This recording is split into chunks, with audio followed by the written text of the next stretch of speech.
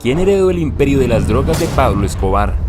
Escobar es uno de los colombianos más famosos de los últimos años. El interés popular por las películas y las series narcotraficantes han posicionado a uno de los delincuentes más poderosos del mundo nuevamente en escena, a pesar de llevar varios años de fallecido. ¿Quién hubiese podido pensar que una persona que se ha dedicado a los negocios oscuros y la venta de droga iba a generar tanto impacto en la sociedad años después? Pero ¿qué fue lo atractivo de su vida? Y quizás la pregunta más importante: ¿quién heredó el imperio de las drogas de Pablo Escobar? Pues no te despegues del monitor y descubre estos y otros hechos irrisorios y oscuros que protagonizó Pablo Escobar. Bienvenidos a un nuevo video. Si te gusta este tipo de contenido, suscríbete a nuestro canal, es gratis. Pues bien, comencemos por decir que fue un 1 de diciembre de 1949 que nació Pablo Escobar, y a partir de allí comenzó a cambiar el mundo de la droga. Él recibió su nombre de uno de los apóstoles de Jesús, Pablo, lo que dejó expuesto lo religioso que era la familia de quien sería el narcotraficante más importante del mundo. Hermilda es la madre de Pablo Escobar, y fue quien dejó en claro su opinión sobre cómo era la personalidad de su hijo. Pablo heredó la inteligencia de mí y la honradez de su padre cuando era un niño. Lo que se puede asegurar es que aquel camino que comenzó con una simple elección de un nombre, no fue la que al final él decidió transitar. Sus primeros pasos en la ilegalidad los dio de adolescente, quien era hijo de Abel de Jesús y Herminda de los Dolores, por lo que decidió comenzar a robar autos para sustentarse. Luego del hurto, se las vendía a los contrabandistas. En esa época también contrabandió electrodomésticos. Posteriormente, Pablo se asoció con Gustavo Gaviria, su primo hermano, y comenzó a fabricar lápidas, en un principio vendiendo sus productos en el pueblo para las familias que habían perdido a un ser querido. Luego, encontraron una variante: robaban lápidas de mármol del cementerio de San Pedro y así las vendían a los contrabandistas para no tener tantos gastos y aumentar las ganancias. Al igual que con el negocio de las lápidas, Escobar se asoció con su primo y aprendieron de Alfredo Gómez López, alias El Padrino, el oficio del contrabando. Se convirtieron en los guardaespaldas de los camiones de estupefacientes que arribaban la ciudad. Lentamente se adentraron y dieron su vida por la droga. Luego de pasar por la etapa de la comercialización de lápidas y estar encabezando el contrabando de droga, fue en 1976 que dio el salto. Construyó su propio laboratorio para procesar cocaína, formó el cartel de Medellín, donde unió los 3 escalones de la droga: la producía, transportaba y vendía. Fue así que este se convirtió en su lucrativo imperio económico, en donde encontraremos que el negocio de la droga fue lo que posicionó al nacido en Colombia entre las personas más ricas del mundo. En los 80, Escobar percibió unos 420 millones de dólares a la semana, lo que lo hizo estar desde 1987 a 1993 entre los más acaudalados según la revista Forbes. El famoso narcotraficante nunca ha revelado a la prensa su estilo de vida o demás prácticas que fueron desveladas en el 2017 por su hijo Juan Pablo Escobar. Mi papá me decía que era un bandido y se dedicaba a eso, reveló, y también manifestó: ningún narco puede tener tanto poder si no tiene alguna relación con las agencias internacionales como la CIA y la DEA. Otro dato importante a destacar en la vida del gran capo del narcotraficante es que no sabían qué hacer con tanto dinero. Según el hermano quien llevaba la contabilidad del cartel, Roberto Escobar, este escribió en su libro personal que mucho del dinero que se ingresaba se perdía porque no tenía lugar físico para ocultarlo. Cerca de un 10% se echó a perder porque las ratas se lo comían, se perdía o se estropeaba por la humedad al enterrarlos en campos agrícolas. Además, en un hecho que resulta increíble y que ocurrió el 19 de julio de 1991, el narcotraficante se entregó a las autoridades y fue a la prisión La Catedral. Lo insólito es que él mismo había construido esa cárcel que, más que un lugar de reinserción a la sociedad, parecía un hotel de lujo. En ella tenía sauna, una discoteca, una mesa de billar, entre otras comodidades ajenas a una prisión. Se sostiene que aquella prisión de la Catedral no estaba custodiada por agentes de la Guardia Nacional de Colombia, sino por personas de confianza de Escobar. Desde su suite de la cárcel mandó a matar a sus socios Fernando Galeano y Gerardo Moncada. Por este hecho, iba a ser trasladado, aunque previo a eso se dio a la fuga. Y de sus excentricidades se sabe la de una de las más costosas y también más pintorescas, la de tener su propio zoológico. Y no es que Pablo Escobar haya comprado un zoológico con animales como algunos empresarios hacen hoy en día, sino que él mismo lo construyó, lo ingenió en la hacienda Nápoles, en la localidad de Puerto Triunfo, Antioquia. Allí tenía hipopótamos, jirafas, elefantes y demás especies que alcanzaban los 1500 tipos. Utilizaba aquel recinto para realizar fiestas privadas. Las fiestas que se desarrollaban en la hacienda Nápoles comenzaban antes de la propia juntada, ya que la esposa de Escobar, Victoria Eugenia Henao, la Tata, Le enviaba a todos los invitados sastres y modistas para que estuvieran agradables para el compromiso. La sed de riqueza y de poder que tenía el patrón no era nada en comparación con el cariño y amor hacia su familia. Una muestra de ello fue cuando vivía en una ladera de la montaña en Medellín, y su hija Manuela estaba enferma. Para generar calor y revertir la situación prendió fuego con $2 millones. El narcotraficante se prestó a hacerse cargo de la deuda externa de su país. Estaba en el mejor momento de su vida en cuanto a dinero. El dinero le sobraba a montones, y su único temor era el ser extraditado a Estados Unidos. En este contexto fue que se postuló para saldar $10 billones de su nación. Sus seguidores dejaron en claro que Escobar era un hombre de acción. Si el proceder no era el que él esperaba o había señalado, asesinaba al culpable y seguía su día como si nada. Así fue creando el cartel de droga más poderoso y relevante de la historia.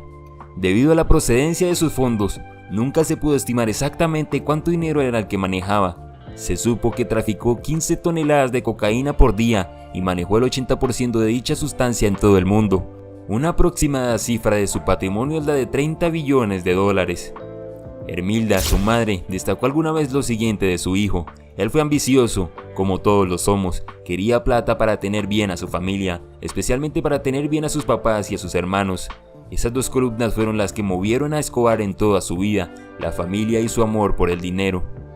Como resalta el dicho, aquel que hace negocios con la droga no puede caer en ella porque si no su negocio se desmoronaría. Así fue que Escobar se destacó entre el resto de los pequeños traficantes.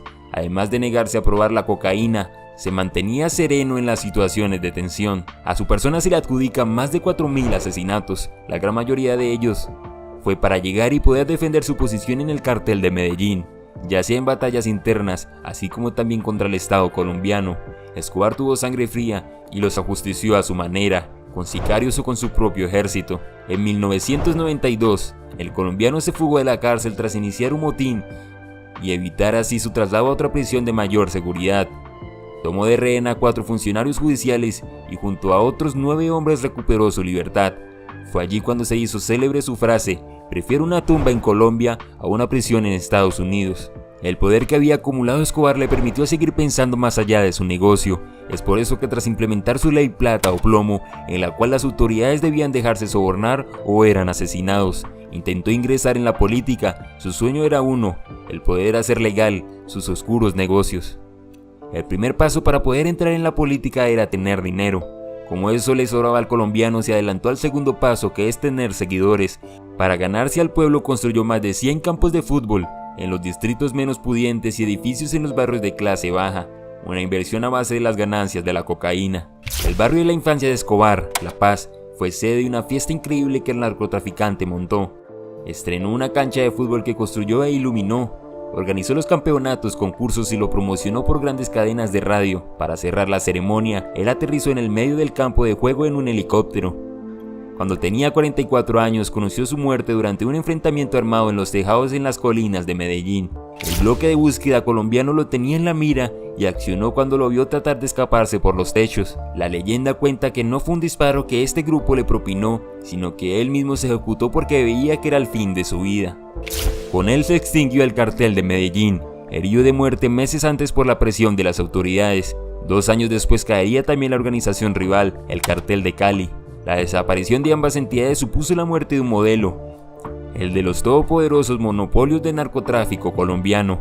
El país solo conocía hasta entonces una forma de producir droga, a través de grandes organizaciones muy jerarquizadas y localizadas en puntos muy concretos de la geografía nacional. Ya nada es como antes, la estructura del tráfico de droga ha mutado, apareciendo nuevas entidades más pequeñas y especializadas. Ningún grupo controla ahora toda la cadena del tráfico de cocaína en Colombia.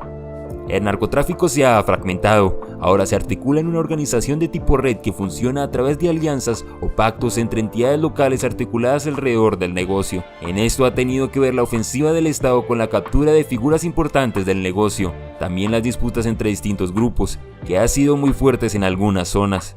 La nueva estructuración de negocio en redes, compuesta por numerosas células, dificulta la acción de las autoridades. Los eslabones caídos de la red son sustituidos rápidamente, impidiendo el cese de las operaciones delictivas. Los actores que participan en el negocio no solo se han multiplicado, también están más especializados. hay quienes dirigen sus esfuerzos a la exportación de la droga o incluso a invertir en zonas de cultivo. Algunos se dedican a comprar la producción, otros al procesamiento. La fragmentación surge también por la diversificación de los mercados ilegales. Ahora hay otras actividades ilícitas que han cobrado importancia, como la minería ilegal, el contrabando y la extorsión. En efecto, según el Informe Mundial de Drogas de la ONU, la exportación de cocaína supone ingresos de entre 940 y 1.400 millones de euros por las organizaciones criminales colombianas. La minería ilegal de oro los hace ingresar entre 1.700 y 2.400 millones de euros al año. Los nuevos grupos del narcotráfico se organizan de una forma más horizontal que los antiguos carteles. No existen cabecillas tan dominantes como Escobar. La disciplina es menor, sus redes de lavado de dinero son más elaboradas y también están más dispersos geográficamente, dificultando la labor de rastreo de las autoridades. El sigilo es su mejor arma, por eso, aunque los nuevos narcos siguen siendo muy violentos, sus acciones armadas no son tan fastuosas como las protagonizadas por el Cártel de Medellín. La fragmentación de los narcos colombianos ha propiciado el aumento de influencia de los carteles mexicanos en el país. Grupos como los Zetas son quienes controlan ahora la exportación de la cocaína hacia Estados Unidos.